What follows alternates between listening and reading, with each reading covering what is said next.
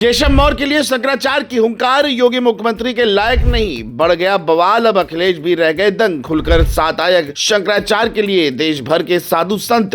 UP की सियासत भड़की, दिल्ली तक सब हो गए परेशान। अब क्या करेंगे योगी? कुछ लोग सोच रहे थे कि शंकराचार्य को लेकर विवाद ठंडे बस्ते में चला जाएगा, लेकिन अब शंकराचार्य ने योगी के खिलाफ ऐसी हुंकार भरी है जिसने दिल्ली तक सियासी भूचाल सा ला दिया है। क्योंकि शंकराचार्य ने न सिर्फ केशव मौर्य के लिए हुंकार भरी, बल्कि ये भी बोल दिया है उन्हें सीएम होना चाहिए, जिसने योगी समर्थकों की परेशानी बढ़ा दी है। चर्चा तो अब इस बात की दिल्ली तक हो रही है। सिर्फ यही नहीं, जो सबसे बड़ी बात है वो ये भी है कि अब शंकराचार्य के साथ खुलकर देश भर के साधु संत आ गए हैं, जिसने बीजेपी खेमे में हलचल बढ़ा दी है।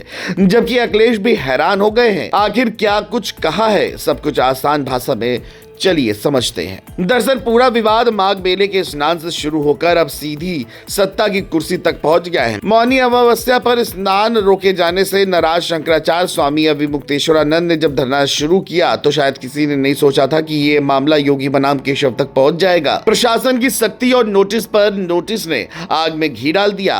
ऊपर से मुख्यमंत्री की तरफ से काल नेमी वाला बयान आया, जिसने संत समाज को हिला दिया है। इस बीच डिप्टी सीएम केशव प्रसाद मौर्य का नरम और सम्मानजनक बयान सामने आया और यहीं से पूरी कहानी ने नया मोड़ ले लिया। शंकराचार्य ने केशव मौर्य की समझदारी की तारीफ करते हुए साफ कर दिया कि गलती अधिकारियों की थी और केशव ने सच बोला। लेकिन बात यही नहीं रुकी। शंकराचार्य ने एक ऐसा बयान दे दिया जिसने सियासी गलियारों में हलचल मचा दी है। उन्होंने कहा कि बीजेपी को केशव मौर्य जैसे समझदार व्यक्ति को मुख्यमंत्री बनाना चाहिए था। इस एक लाइन ने योगी समर्थकों की बेचैनी बढ़ा दी। सवाल उठने लगे कि क्या ये सिर्फ तारीफ है या इसके पीछे कोई बड़ा संकेत छिपा है।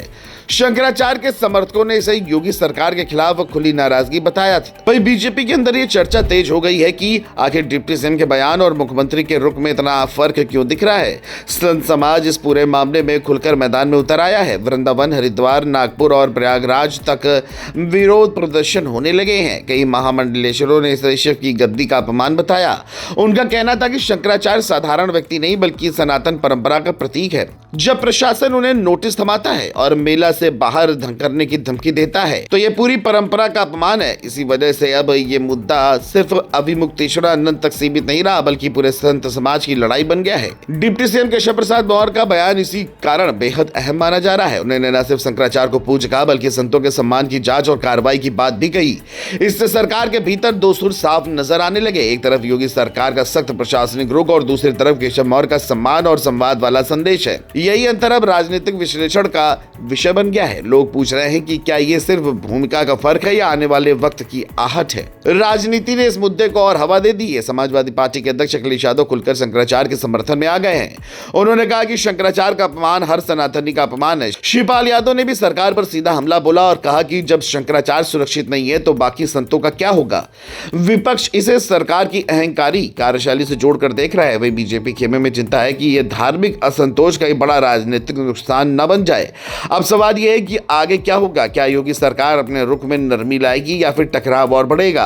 क्या केशव मौर्य की तारीफ सिर्फ एक बयान तक सीमित रहेगी या इसके सियासी मायने और गहरे हैं? फिलहाल इतना तय है कि शंकराचार्य के हुंकार ने यूपी की राजनीति को हिला दिया है। संत समाज खुलकर सड़क पर है, विपक्ष को नया मुद्दा मिल गया है और बीजेपी के भीतर भी बेचैनी बढ़ गई है। जो विवाद माघ मेले के स्नान से शुरू हुआ था वो अब सत्ता, संत और सियासत के बड़े टकराव में बदल चुका है और इसकी गूंज प्रयागराज से निकलकर दिल्ली तक सुनाई दे रही है।